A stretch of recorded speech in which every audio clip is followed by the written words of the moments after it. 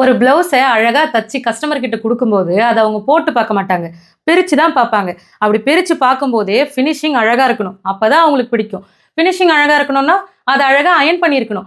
Iron பண்றதுக்கு நம்மளுக்கு iron box மட்டும் போதாது. அது கூடவே இந்த மாரி அயர்னிங் பில்லோ இருந்துச்சுனா தான், இந்த பஸ்ட் ஷேப் எல்லாத்தையுமே நம்மளால சூப்பரா அயர்ன் பண்ண முடியும். அப்பதான் ஃபினிஷிங்கும் நம்மளுக்கு சூப்பரா இருக்கும். இது மாதிரி டாட் தச்ச இடத்த கரெக்ட்டா கொண்டு போய் இந்த பில்லோக்கு மேல இந்த மாரி வச்சுட்டு, இத அழகா அயர்ன் பண்ணணும். இது மாதிரி அயர்ன் பண்ணோம் அப்படின்னா, நம்மளுக்கு கப் ஷேப் வந்து நல்லா சூப்பரா கிடைக்கும்.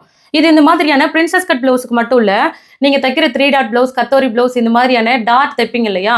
அந்த இடத்துல எல்லாத்தையுமே அயர்ன் பண்றதுக்கு இது யூஸ் ஆகுது. அது மாரி அயர்ன் பண்ணும்போது நம்மளுக்கு கப் ஷேப்புமே நல்லா ப்ராப்பரா கிடைக்கும். இது கப் ஷேப்புக்கு மட்டும் கிடையாது. நம்ம ப்ளவுஸ் தச்சிருப்போம் இல்லையா? தைக்கும்போது பிசுறெல்லாம் வரும். அந்த பிசுறெல்லாமே ஒரு பக்கமா தள்ளி விட்டுட்டு, அந்த ஜாயிண்ட்ல அழகா அயர்ன் பண்ணும்போது, நம்மளுக்கு அந்த இடத்துலயுமே ஃபினிஷிங் வந்து சூப்பரா இருக்கும். ஸ்லீவ்ல வர ஆர்ம் ஹோல் ரவுண்டு, அதே மாரி நெக் ரவுண்டு இது எல்லாத்துலயுமே நம்ம இத வச்சு அயர்ன் பண்ணோம்னா, நம்மளுக்கு ஃபினிஷிங் சூப்பரா கிடைக்கும். சைட் ஜாயினிங்க்கும் நம்ம இத வச்சு அயர்ன் பண்ணிக்கலாம். உங்களுடைய ப்ளவுஸ ரொம்ப அழகா காமிக்கணும், நல்லா ஃபினிஷிங்கா காமிக்கணும் அப்படின்னு நினைச்சீங்கன்னா, கண்டிப்பா உங்களுக்கு இந்த பஸ்டம் வந்து யூஸ்ஃபுல்லா இருக்கும். சூட்ட தாங்குற அளவுக்கு இதுல வந்து துணி குடுத்துருக்கோம்.